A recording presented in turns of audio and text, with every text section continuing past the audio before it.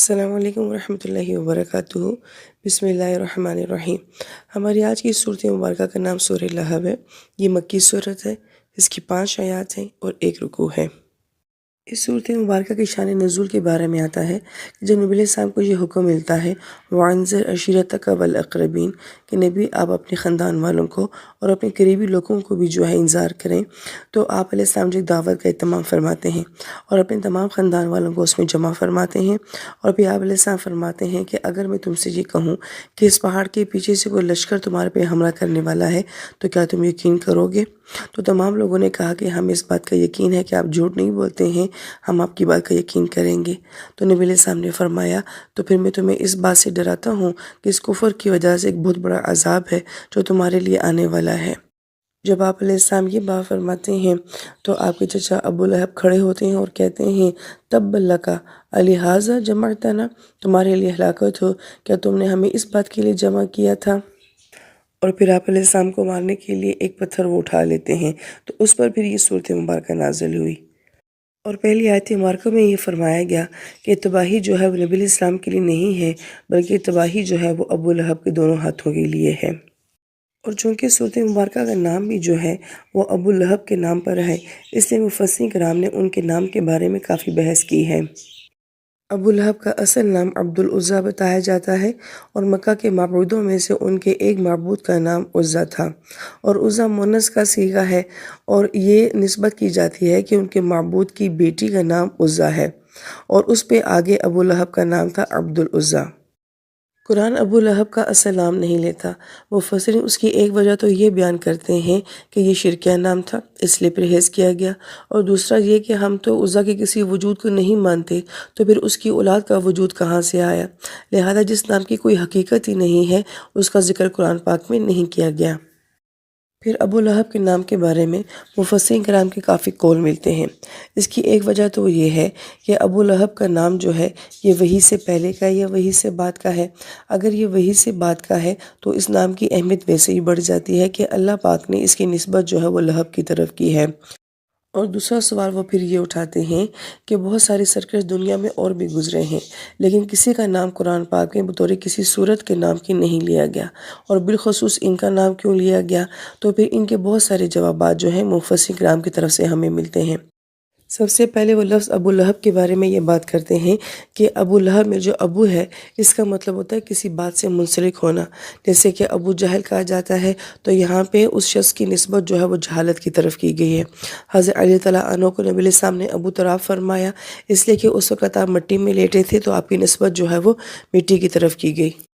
ابو ہریرہ رضی اللہ عنہ کو جو ہے ابو ہریرہ اس لیے کہا جاتا ہے کہ آپ نے بلیاں پالی ہوئی تھی تو آپ کی نسبت جو ہے وہ بلیوں کی طرف کی گئی، تو آپ کو ابو ہریرہ کہا گیا۔ پھر ابو لہب کے نام میں جو لہب ہے اس کا معنی ہوتا ہے شعلہ یا چنگاری۔ مفسرین یہ فرماتے ہیں کہ لہب ایسی آگ کو کہا جاتا ہے جس میں دھواں نہ ہو، خالص جو ہے اس کے اندر آگ ہو، اور قرآن پاک میں اس کے علاوہ جہاں کہیں بھی یہ لفظ استعمال ہوا ہے وہ جہنم کی آگ کے لیے ہی استعمال ہوا ہے۔ ابو لہب جو ہے وہ بنو ہاشم میں سے تھے، نبی پاک صلی اللہ علیہ وآلہ وسلم کے سگے چچا تھے، اور ساری زندگی وہ آپ کو سپورٹ بھی کرتے رہے، کوئی اختلاف نہیں تھا آپ سے، یہاں تک کہ جب نبی علیہ السلام کی پیدائش مبارک ہوئی تو انہوں نے بہت سارے جانوروں کو جو ہے وہ ذبح کیا اور کہا کہ میرا بھتیجا پیدا ہوا ہے جو کہ یتیم ہے۔ یہاں تک کہ اتنے زیادہ اچھے تعلقات ہیں نبی علیہ السلام کے ساتھ کہ وہ آپ کی بیٹیوں کے سسر بھی تھے۔ آپ علیہ السلام کی 2 بیٹیاں جو تھیں وہ ابو لہب کے 2 بیٹوں کے ساتھ منسوب تھیں۔ پھر اس صورت مبارکہ میں صرف ابو لہب کا ذکر نہیں ہے بلکہ ان کی بیوی کا بھی ذکر ملتا ہے جو کہ ام جمیل کے نام سے مشہور تھیں، لیکن ان کا اصل نام جو ہے وہ عروہ تھا۔ یہ بنو امیہ میں سے تھیں، بلکہ مفسرین یہ فرماتے ہیں کہ حضرت امیہ کی یہ پوتی تھیں، لہٰذا بیک گراؤنڈ ان کا بھی بہت مضبوط تھا، تو گویا کہ ان کے شوہر ابو لہب جو ہیں وہ بنو ہاشم میں سے، اور یہ ان کی بیوی جو ہیں یہ بنو امیہ میں سے تھیں۔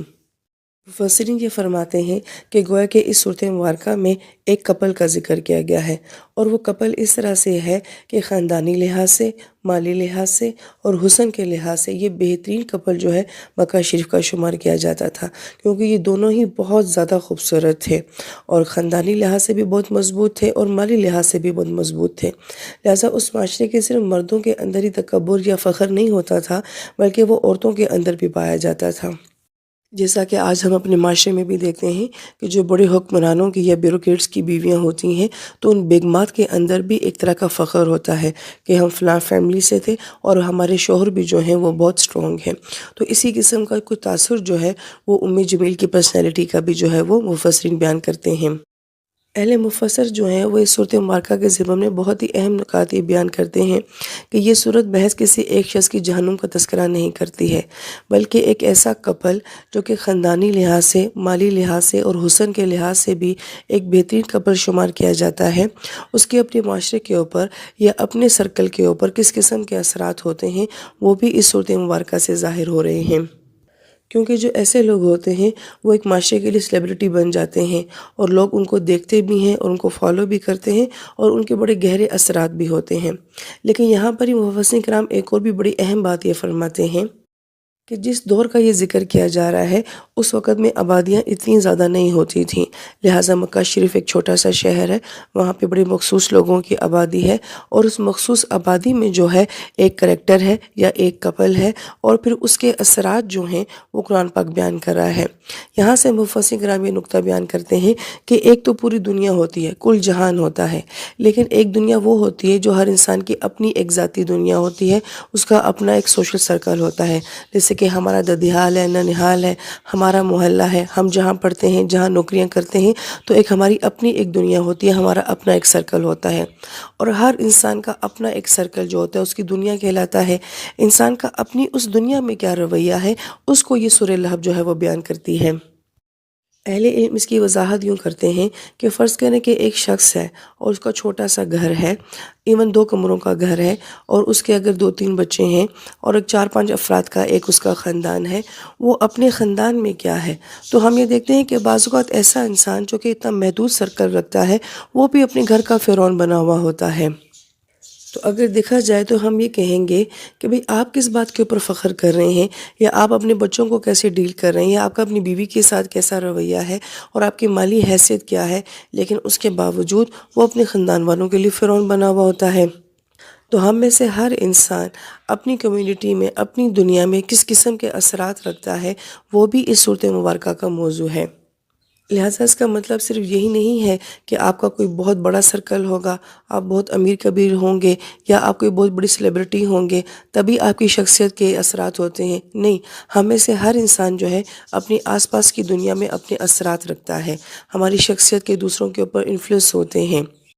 لہٰذا میں جس دنیا میں رہتی ہوں تو میری فیملی میں میرے دادا جان تھے، میری دادی جان تھیں، میرے ماموں، میرے چچا، میرے سارے رشتے، ان کے کچھ نہ کچھ انفلوئنس جو ہیں، اثرات جو ہیں ہماری زندگی میں پائے جاتے ہیں۔ اور اب اگر میں خود اس حیثیت میں آ گئی ہوں تو میں کسی کی خالہ بھی ہوں، کسی کی پھپھو بھی ہوں، ہر ایک کے ساتھ میرا کوئی نہ کوئی تعلق ہے اور میری شخصیت کے اثرات جو ہیں وہ ان کی زندگی میں بھی جا رہے ہیں۔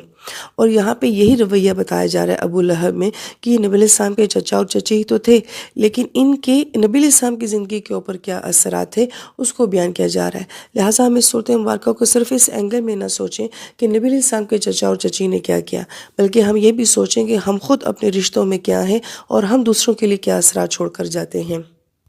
اس لیے مفسرین یہ فرماتے ہیں کہ اس صورت مبارکہ میں یہ بتایا جا رہا ہے کہ ان دونوں شخصیات نے نبی علیہ السلام کی زندگی کے اوپر کیا اثرات ڈالے۔ لہٰذا مفسرین یہ فرماتے ہیں کہ ابو لہب میں جو لہب ہے یہ ایک کردار ہے اور یہ کیسا کردار ہے کہ وہ انسان جو بہت زیادہ غصے والا ہے، بات بات کے اوپر آگ بگولا ہو جاتا ہے، چھوٹی سی بات کریں تو بہت زیادہ ری ایکشن دکھاتا ہے۔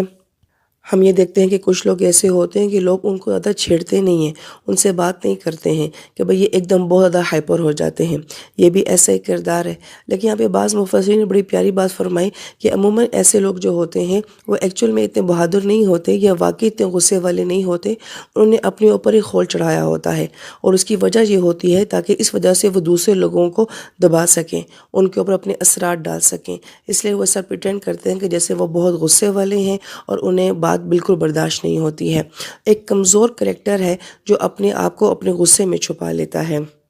اور پھر لہب کے اندر جو ہے مال کا، اولاد کا، حسن کا فخر بھی ہے۔ جیسے بعض مفسرین نے فرمایا کہ لہب کا مطلب ہوتا ہے سرخ مائل ہونا۔ تو ان کے جو گال تھے وہ بہت زیادہ سرخی مائل تھے، یعنی کہ خوبصورت بہت زیادہ تھے، رنگ سفید تھا، قد لمبا تھا اور اس کے اوپر سرخی مائل قسم کے گال تھے، تو ان کی شخصیت کو اور بھی نمایاں کرتا تھا۔ لہذا جس انسان کے پاس حسن بھی ہو، مال بھی ہو، خاندان بھی ہو، تو ان میں تکبر لازمی بات ہوگی۔ تبھی ہم یہ دیکھتے ہیں کہ جب نبی علیہ السلام دعوت دیتے ہیں تو پورے خاندان میں سب سے پہلے یہ کھڑے ہوتے ہیں اور نبی علیہ السلام کے ساتھ بدتمیزی کرتے ہیں۔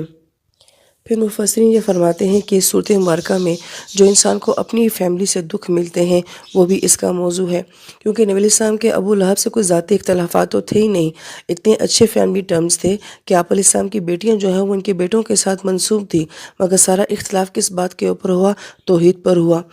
اور پھر جب اپنے مخالف ہوتے ہیں تو کس حد تک جو ہے مخالفت میں چلے جاتے ہیں کہ جب نبی علیہ السلام کے بیٹے فوت ہوتے ہیں تو یہ آپ کے پڑوس میں ہی رہتے ہیں۔ بعض روایت میں آتا ہے کہ یہ خوش ہوتے ہیں کہ نبی علیہ السلام کی نسل جو ہے وہ ختم ہو گئی ہے، حالانکہ دیکھا جائے تو جو نبی علیہ السلام کے بیٹے ہیں وہ ان کے پوتے لگتے ہیں، تو ایک انسان اپنے ہی پوتے کے مرنے کے اوپر خوشیاں مناتا ہے، تو جب دشمنی پہ آتے ہیں اپنے ہی رشتے تو پھر اخلاقی سطح میں اس حد تک نیچے گر جاتے ہیں۔